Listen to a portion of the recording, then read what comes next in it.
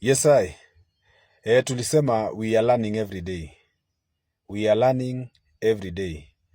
Know your truck, know your load, okay? Kama unaendesha gari automatic, automatic iko na option mbili. Iko na option ya auto economy. In fact, there are 3. Na pia iko na manual. It's advisable sa ile unashuka downs, tulisema ni downhill approach. Make sure that your vehicle iko kwa manual mode. Manual mode performs better than automatic mode when it comes to engaging the engine brake. Tulisema kwa downs hatushuki na foot brake, okay? Foot brake tukitumia sana inachemsha miguu na brakes zina fade. Unapata gari unakanyanga brake hakuna, okay? Then unatumia upepo mingi. Unajua hizi gari zote upepo ndio kila kitu, gear shifting and all that, okay? So make sure that the moment una approach down, tahadhari, do not change the modes while the truck is still in motion, okay? Modes ni kuna automatic, kuna manual, kuna auto economy, okay?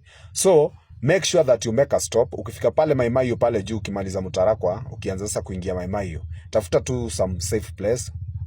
Pull. Kama ulikuwa unaendesha na automatic mode, pull on the side of the road, mali safe.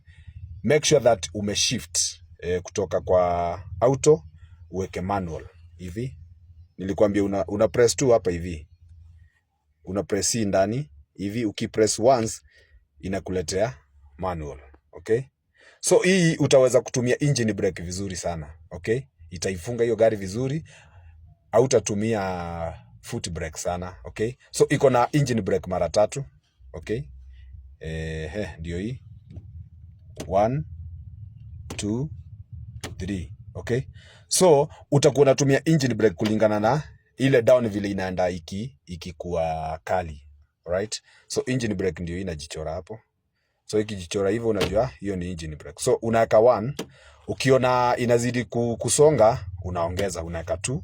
Ikizidi zaidi unaweka sasa 3. Then brake utakuwa tu na foot brake utakuwa unaguza tu kidogo tu. Hivyo tu rahisi.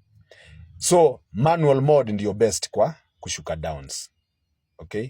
Auto ni saa ile unaenda mahali tembarare ama mahali kuna hizo kupanda auto iko best juu inajichangeanga gia kulingana na ile vile mlima iko. Shukrani jo jamaa, tuzidi kusoma kila siku.